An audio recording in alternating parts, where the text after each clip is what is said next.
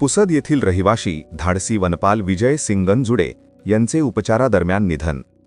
जंगलातील भीषण आग विझवताना गंभीररित्या भाजलेल्या धाडसी वनपाल विजय रामदास सिंगनजुडे राहणार पुसद यांचे शनिवार दिनांक 14 मार्च 2026 रोजी दुपारी 12 वाजता छत्रपती संभाजीनगर येथील रुग्णालयात उपचारादरम्यान निधन झाले. त्यांच्या निधनामुळे वन विभागासह पुसद परिसरात हळहळ व्यक्त होत आहे. मिळालेल्या माहितीनुसार विजय सिंगनजुडे हे यवतमाळ जिल्ह्यातील हिवरी मनपूर बीट येथे वनपाल म्हणून कार्यरत होते. जंगलात लागलेल्या भीषण आगीची माहिती मिळताच त्यांनी तातडीने घटनास्थळी धाव घेत आग आटोक्यात आणण्याचा प्रयत्न केला.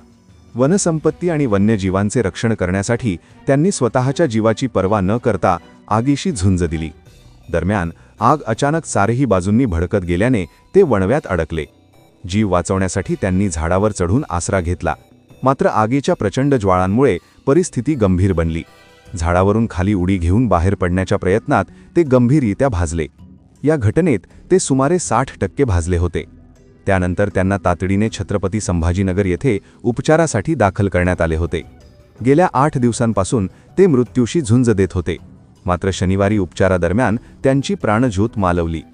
त्यांच्या पश्चात 75 वर्षीय आई सुमित्राबाई, पत्नी संध्याताई, मुलगा मुलगी तसेच भाऊ अरुण, सुरेश व त्याचा परिवार, बहीण असा मोठा आप्त परिवार आहे.